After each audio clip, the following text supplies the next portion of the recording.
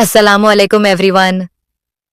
आज हम अकाउंटिंग का सबसे बेसिक और इम्पॉर्टेंट कॉन्सेप्ट समझेंगे, ट्रांजैक्शन। अकाउंटिंग का पूरा सिस्टम इसी एक लफ्ज पर डिपेंड करता है। अगर आपको ट्रांजैक्शन का मतलब समझ आ गया तो आप अकाउंटिंग के 50% कॉन्सेप्ट समझ जाओगे। तो चलिए शुरू करते हैं। ट्रांजैक्शन का मतलब होता है कोई भी ऐसी बिजनेस एक्टिविटी जिसमें पैसा या कोई वैल्यू एक्सचेंज होती है। यानी जब भी कोई बिजनेस खरीदता है, बेचता है या पैसा देता या लेता है, वो एक ट्रांजैक्शन कहलाती है।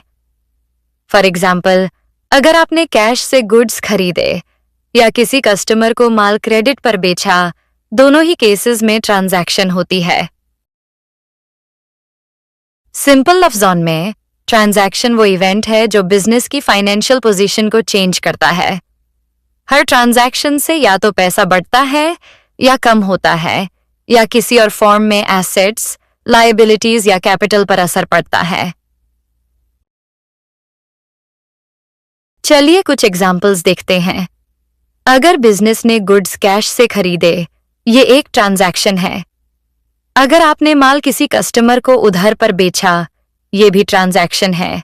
अगर आप सैलरी पे करते हो या रेंट रिसीव करते हो, ये सब भी ट्रांजैक्शंस कहलाते हैं। हर वो एक्टिविटी जिसमें पैसा आता या जाता है, वो ट्रांजैक्शन कहलाती है। अब देखते हैं कि ट्रांजैक्शंस के कितने टाइप्स होते हैं। अकाउंटिंग में मेनली 3 टाइप्स की ट्रांजैक्शंस होती हैं: कैश ट्रांजैक्शन, क्रेडिट ट्रांजैक्शन और नॉन कैश ट्रांजैक्शन। आइए एक एक करके इन्हें डिटेल में समझते हैं। कैश ट्रांजैक्शन उस वक्त होती है जब पेमेंट उसी वक्त दिया ली जाती है। फॉर एग्जाम्पल, आपने फर्नीचर खरीदा और उसी वक्त कैश दे दिया या ले लिया, या सैलरी कैश में दी, यहां पैसा फौरन मूव करता है, इसलिए इससे कैश ट्रांजैक्शन कहते हैं। इन शॉर्ट, कैश ट्रांजैक्शंस में कोई डिले नहीं होता।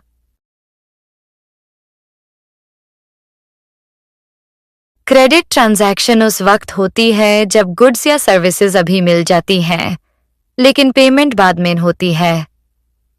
यानी चीजें उधार पर खरीदना या बेचना।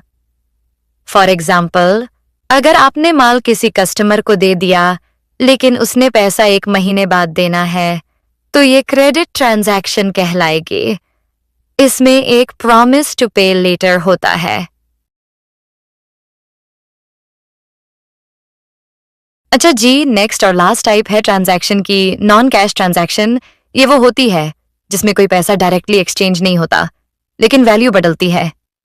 फॉर एग्जाम्पल, अगर आप मशीनरी पर डिप्रिशिएशन लगाते हो तो आपने कोई कैश पे नहीं किया, लेकिन एसेट की वैल्यू कम हो गई। ये भी एक ट्रांजैक्शन है। इसी तरह एडजस्टमेंट एंट्रीज जैसे आउटस्टैंडिंग रेंट या प्रीपेड एक्सपेंसेस भी नॉन कैश ट्रांजैक्शंस होती हैं। अब सवाल ये उठता है, ट्रांजैक्शन इतनी इंपॉर्टेंट क्यों है? देखिए, अकाउंटिंग के पूरे सिस्टम की बुनियाद ट्रांजैक्शन ही है। सबसे पहले ट्रांजैक्शन होती है, फिर उसे रिकॉर्ड किया जाता है बुक कीपिंग में, और फिर उसका एनालिसिस होता है अकाउंटिंग में। अगर ट्रांजैक्शन ही ना हो तो अकाउंटिंग सिस्टम खत्म हो जाता है। हर ट्रांजैक्शन किसी न किसी अकाउंटिंग एलिमेंट को अफेक्ट करती है। या तो एसेट्स बढ़ती या कम होती हैं, या लायबिलिटीज इंक्रीज या डिक्रीज होती हैं, या कैपिटल, इनकम या एक्सपेंसेस चेंज होते हैं। इसी वजह से हर ट्रांजैक्शन बिजनेस के फाइनेंशियल पोजीशन को इम्पैक्ट करती है। तो समराइज, ट्रांजैक्शन वो एक्टिविटी होती है जिसमें पैसा या वैल्यू एक्सचेंज होती है। हर ट्रांजैक्शन बिजनेस की फाइनेंशियल पोजीशन को चेंज करती है, और ट्रांजैक्शंस 3 टाइप्स की होती हैं: कैश, क्रेडिट और नॉन कैश। मुझे उम्मीद है कि अब आपको ट्रांजैक्शन का कॉन्सेप्ट क्लियर हो गया होगा।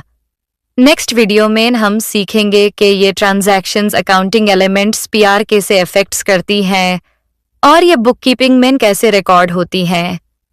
अगर वीडियो पसंद आए तो लाइक जरूर करें, शेयर करें और चैनल को सब्सक्राइब करना ना भूलिए। शुक्रिया।